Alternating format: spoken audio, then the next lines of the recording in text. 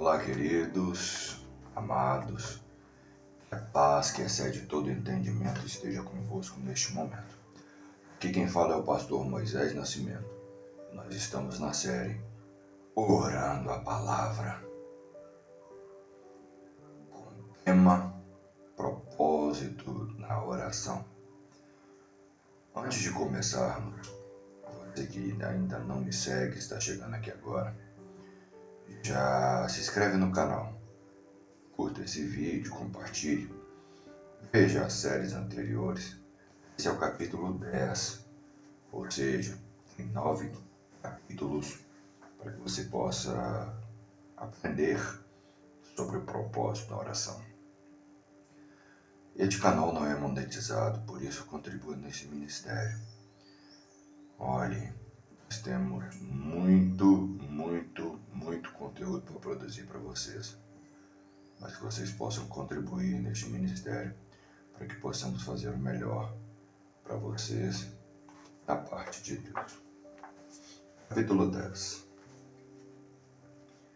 Eu olho para os quadros do Evangelho como completamente genuínos, pois há neles o reflexo de uma grandeza que emana da pessoa de Jesus e que era um tipo divino como jamais foi visto na terra. Escrito por Goethe. Não há nenhuma possibilidade, nenhuma necessidade de uma oração que não ora, uma performance sem coração, uma rotina sem sentido, um hábito morto, uma performance descuidada e apressada. Ela não justifica nada.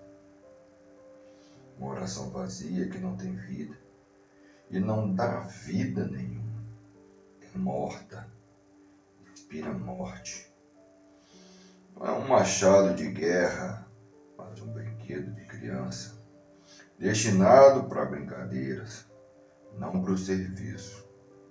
A oração que não ora sequer está à altura da importância e propósito de uma recreação.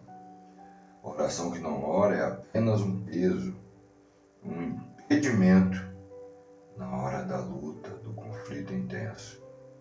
Um chamado para recuar no momento da batalha e da vitória. Por que não oramos? Quais são os entraves para a oração? Essa não é uma questão trivial nem curiosa. Não se trata apenas da questão toda de nossa oração, mas de toda a questão da nossa religião. A religião fica prestes a declinar quando a oração é atravancada. O que atrapalha a oração? Atrapalha a religião. Aquele que é ocupado demais para orar é ocupado demais para viver uma vida. É ocupado demais para viver uma vida santa.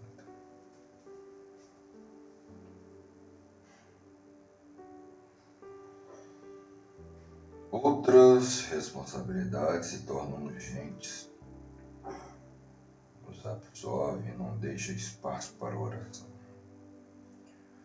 Sufocamento até a morte seria o veredito do criminalista, em muitos casos de oração morta, se um inquérito pudesse ser aberto nessa terrível calamidade espiritual. Essa forma de atrapalhar a oração se torna tão natural, tão fácil, tão inocente, que nos sobreviria de súbito se permitirmos que nossas orações sejam atropeladas. Isso sempre será feito. Satanás prefere mais do que tudo que deixemos a grama crescer no caminho para o nosso quarto de oração. O uso dosado do quarto de oração significa retirar-se do mercado religiosamente ou O que é pior, criar um compromisso e continuar nossa religião em qualquer outro nome que não seja o de Deus e para a glória de qualquer outra pessoa. A glória de Deus é somente garantida no negócio da religião, ao conduzir essa religião com um grande capital de oração. Os apóstolos entendiam isso quando eles declararam que o tempo deles não deveria ser empregado até mesmo nos deveres sagrados de dar esmolas. Eles tinham que entregar-se, diziam eles, a perseverar na oração e no ministério da palavra. Atos 6 e 4. A oração sendo priorizada por eles e o ministério da palavra tendo sua eficiência e vida tirada da oração. O processo de atravancar a oração, não deixando tempo para ela, é simples e passa por estágios progressivos. Primeiro, a oração é feita apressadamente.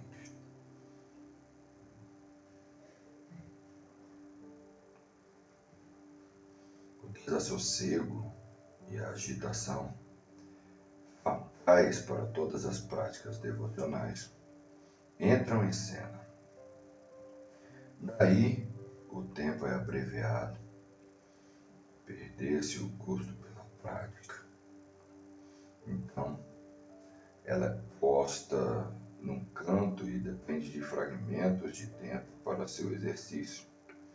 Seu valor é depreciado, o dever perde sua importância. Ela não impõe mais respeito e não é mais beneficial. Cai de estima do coração, sai dos hábitos e da vida. Deixamos de orar e deixamos de orar espiritualmente.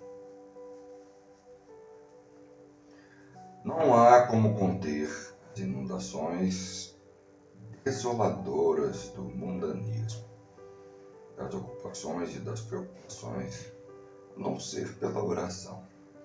Cristo quis dizer isso quando ele nos incumbiu de vigiar e orar.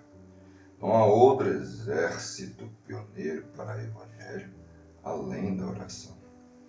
Paulo sabia que quando ele declarou orando abundantemente dia e noite, para que possamos ver o vosso rosto e supramos o que falta à vossa fé. 1 Tessalonicenses 3 e 10. Não há como chegar a um estado superior de graça sem orar muito, e não há como permanecer nessas altitudes elevadas sem grandes orações. Epáfras soube disso quando combatia fervorosamente em oração pela igreja de Colossenses, para que vos conserveis firmes, perfeitos e consumados em toda a vontade de Deus. A única forma de evitar que nossa oração seja atravancada, é estimular a oração em seu verdadeiro e grande valor. Estime-a como Daniel a estimou, o qual, quando soube que o pedido estava assinado, entrou em sua casa, no seu quarto, janelas abertas do lado de Jerusalém. E 3 vezes no dia se punha de joelhos e orava e dava graças diante do seu Deus, como também antes costumava fazer. Daniel 6, 10. Dê alto valor à oração. Assim como Daniel, acima de lugares, honra, facilidades, riqueza e da vida. Põe a oração entre os seus hábitos, assim como Daniel, como também antes costumava fazer. Esse trecho contém muita coisa para dar firmeza e fidelidade na hora da provação. Muito para remover obstáculos e controlar circunstâncias contrárias. Um dos truques mais astutos de Satanás é destruir o melhor por meio do bem. Os negócios e outros deveres são bons, mas somos tão cheios deles, que eles destroem e não deixam espaço para melhor. A oração mantém a fortificação de Deus. E se Satanás conseguir, de alguma forma, enfraquecer a oração, ele é bem sucedido neste ponto. Quando a oração morre, a fortificação é tomada.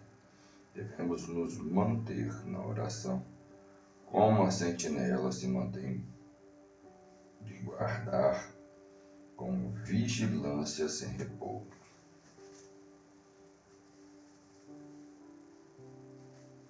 Não devemos mantê-la desnutrida e frágil como um bebê, mas devemos mantê-la com imensa força. Nosso quarto de oração deveria ter nossa força mais renovada e nossa hora mais calma, uma hora livre, sem intromissão, sem pressa. Um lugar reservado e bastante tempo são a vida de oração. 3 vezes no dia, pôr-se de joelhos e orar e dar graças diante de Deus, como também antes costumávamos, é o coração e a alma da religião, e cria homens como Daniel, de espírito excelente, muito amado no céu. A grandeza da oração envolvendo o homem por inteiro, em sua forma mais intensa, é percebida sem disciplina espiritual. Isso a torna um trabalho árduo, e antes desses esforços rigorosos e arrebatadores, nosso ócio e debilidade espiritual permanecem embaraçados. A simplicidade da oração e seus elementos infantis constitui um grande obstáculo para a oração verdadeira. O intelecto obstrui o caminho do coração. O espírito de criança é o espírito da oração. Não é tarefa fácil tornar um homem novamente uma criança. Em canções, em poesias, em sua memória, ele pode até desejar ser uma criança novamente. Mas, na oração, ele deve ser novamente uma criança de fato. Aos joelhos de sua mãe, ingênuo, doce, intenso, direto, confiante, sem nenhuma sombra de dúvida, uma disposição a ser negada,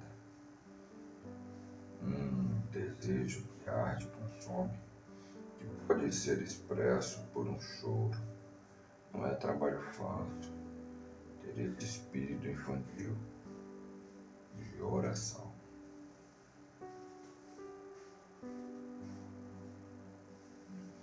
Se a oração fosse simplesmente uma hora no secreto, as dificuldades se apresentariam e atrapalhariam até mesmo essa hora. Mas orar é uma vida toda de preparação para o lugar secreto. Como é difícil correr a casa, trabalho de todas as doçuras e amarguras da vida com a santa atmosfera da oração do secreto. Uma vida santa é a única preparação para a oração. É exatamente tão difícil orar quanto é viver uma vida santa. Nisso nós encontramos um muro de exclusão construído ao redor dos nossos lugares secretos de oração. Os homens não amam a oração santa porque eles não amam e não vão viver santamente.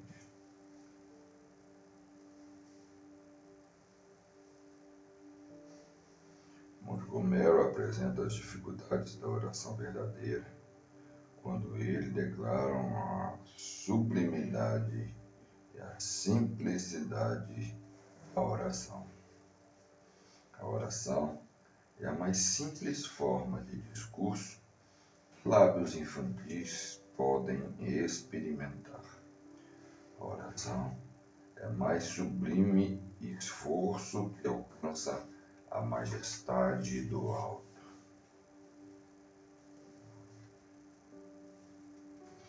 Essa não é apenas uma boa poesia, mas uma verdade profunda em relação à importância e à simplicidade da oração. Há grandes dificuldades em alcançar as qualidades angelicais e exaltações da oração. A dificuldade de chegar à simplicidade de lábios infantis não é muito menor. A oração do Velho Testamento é chamada de luta. Ela envolve conflito, natureza, destreza, esforço extenuante e exaustivo. No Novo Testamento, temos os termos combater, esforçar-se sobremaneira, fervorosa, eficaz, agonia, todos indicando esforço intenso e dificuldades superadas. Cantamos em nossos louvores. Com tantos obstáculos, nós nos deparamos ao chegar ao trono de misericórdia. Nós também aprendemos que os resultados graciosos obtidos pela oração são geralmente proporcionais ao investimento em remover os obstáculos que obstruem a sublime comunhão da nossa alma com Deus.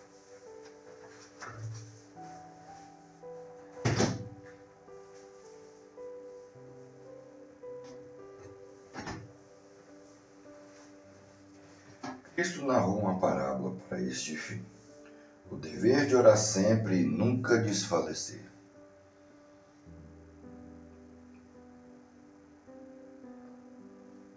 A parábola da viúva importuna ensina as dificuldades da oração, como elas devem ser sobrepujadas e os felizes resultados que sucedem à oração valorosa. As dificuldades sempre obstruirão o caminho para o lugar secreto, enquanto ele permanecer verdadeiro. Satanás treme quando ele vê o mais fraco santo de joelhos. Preciso repetir isso. Satanás treme quando ele vê o mais fraco santo de joelhos. A fé corajosa se torna mais forte, mais pura ao superar as dificuldades. Essas dificuldades nada mais que exprimem o olhar da fé, o qual é ganho pelo combatente bem-sucedido. Na oração, os homens não devem desfalecer no combate da oração, mas devem se entregar a si mesmos para essa tarefa santa e sublime, desafiando as dificuldades no caminho, e devem experimentar mais do que a felicidade de um anjo, os resultados. Lutero disse: ter orado bem é ter estudado bem. Mais que isso, ter orado bem é ter lutado bem. Ter orado bem é ter vivido bem. Orar bem é morrer bem. A oração é um dom raro, não um dom popular e imediato. A oração não é fruto de talentos naturais. Ela é produto da fé, da santidade, de caráter profundamente espiritual. Os homens aprendem a orar à medida que aprendem a amar. A perfeição na simplicidade, na humildade, na fé foram seus principais ingredientes. Os principiantes nessa graça não são adeptos da oração. E isso não pode ser desfrutado por mãos destreinadas. Apenas os formados na alta escola de arte do céu podem tocar suas mais excelentes teclas, alcançar suas mais doces e altas notas. São necessários materiais finos e acabamento. Necessita-se de trabalhadores experientes, pois um simples jornaleiro não pode executar a obra da oração.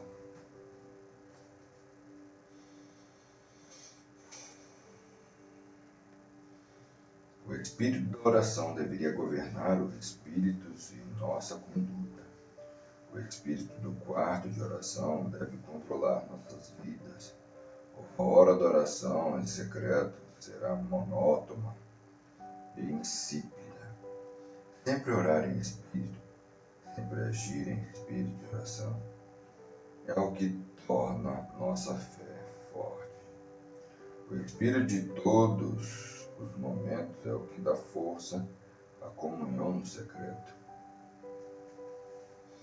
O que somos fora do secreto é o que traz vitória ou derrota a um lugar secreto de oração. Se o espírito deste mundo predomina em nossas horas fora do secreto, o espírito deste mundo prevalecerá em nossas horas de oração no secreto, que será uma farsa vã e inútil. Devemos viver para Deus fora do quarto de oração. Se queremos nos encontrar com Deus num lugar secreto, devemos bendizer a Deus através da vida de oração, se desejamos ter bênçãos de Deus no secreto. Devemos fazer a vontade de Deus em nossas vidas, e se quisermos ser ouvidos por Deus num lugar secreto, devemos escutar a voz de Deus em público, se quisermos que Deus escute nossa voz no privado. Deus deve ter nossos corações fora do secreto, se quisermos ter a presença de Deus no lugar secreto. Se quisermos ter Deus no secreto, Deus deve nos ter fora do secreto. Não há outra forma de orar. Orar a Deus, a não ser vivendo para Deus. O secreto não é simplesmente um confessionário, mas a hora da Santa Comunhão, de uma troca doce e sublime e de intensa intercessão. Deus.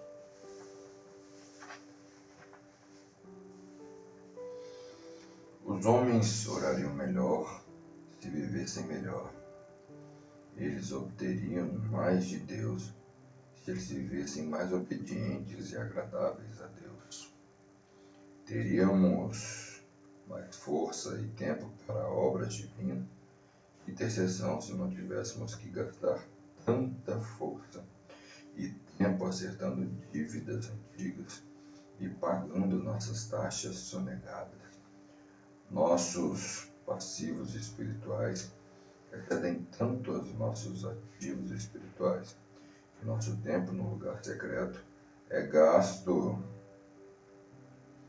decretando falência em vez de ser um tempo de grande riqueza espiritual.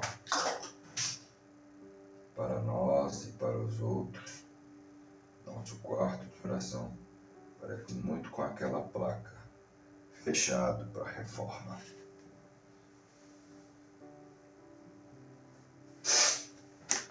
João falou sobre a oração cristã primitiva, e qualquer coisa que lhe pedimos, dele a receberemos, porque guardamos os seus mandamentos e fazemos o que é agradável à sua vista. 1 João 3:22. Devemos observar quais intermináveis terrenos foram abrangidos, quais dons ilimitados foram recebidos pela forte oração deles. Qualquer coisa, com abrangente o âmbito e a captação da oração poderosa, como são sugestivas as razões para capacidade de orar, ter orações respondidas. Obediência, mas mais que mera obediência, fazendo as coisas que agradam a Deus. Eles foram aos seus lugares secretos, fortalecidos pela sua obediência estrita e fidelidade amorosa a Deus em sua conduta.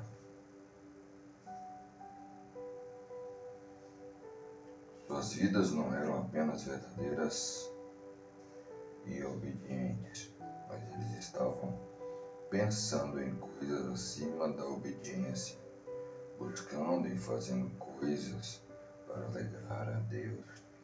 Eles podem vir com passos ansiosos e semblantes radiantes para encontrar-se com seu Pai no lugar secreto, não apenas para serem perdoados, mas para serem aprovados e abençoados.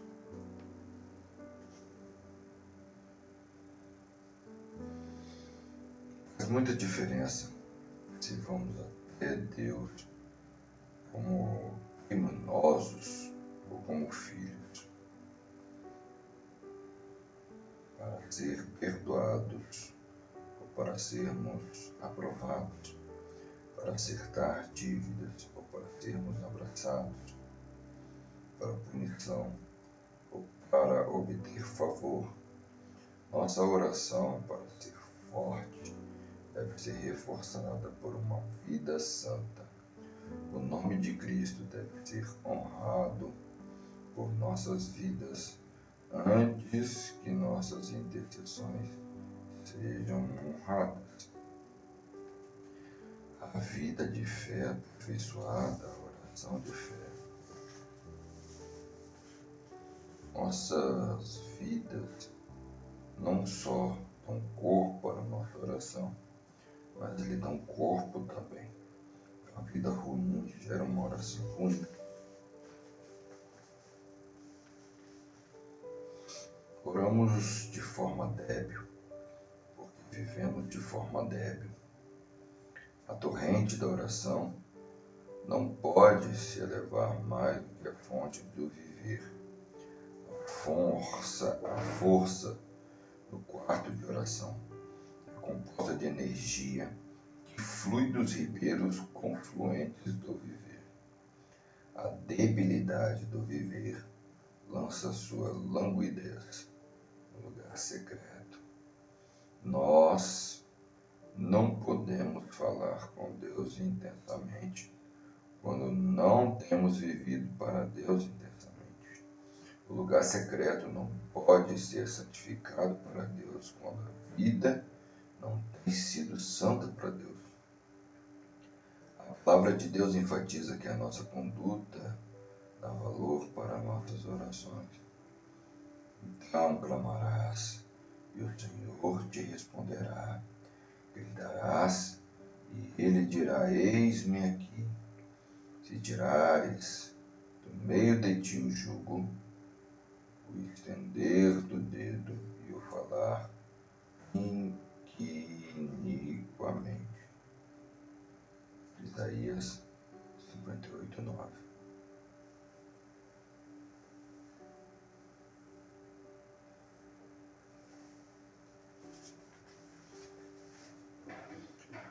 Os homens devem orar levantando mãos santas, sem ira, sem contenda. 1 Timóteo 2:8. Devemos passar o tempo de nossa jornada aqui em temor se quisermos clamar ao Pai. Não podemos divorciar a oração da conduta. Em qualquer coisa que lhe pedirmos, dele o receberemos, porque guardamos seus mandamentos e fazemos o que é agradável à sua vista. 1 João 3:22. Pedis e não recebeis, porque pedis mal, para ou guardaste os vossos deleites. Tiago 4:3. A ordem de Cristo, vigiai e orai, é para cobrir e guardar a conduta, para podermos entrar no lugar secreto com toda a força garantida por uma vigilância sobre nossas vidas.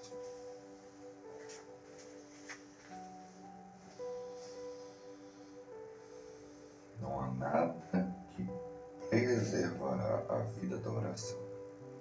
Seu vigor, doçura, deveres, seriedade e valor, tanto quanto uma convicção profunda de que a oração é aproximar-se de Deus, um pleito a Deus, um pedido a Deus. Então, a realidade estará nela. A reverência estará, então, na postura, no lugar e no ar. A fé atrairá para si, acenderá e abrirá a formalidade, e a morbidez não pode viver nesse lar sublime e solene da alma.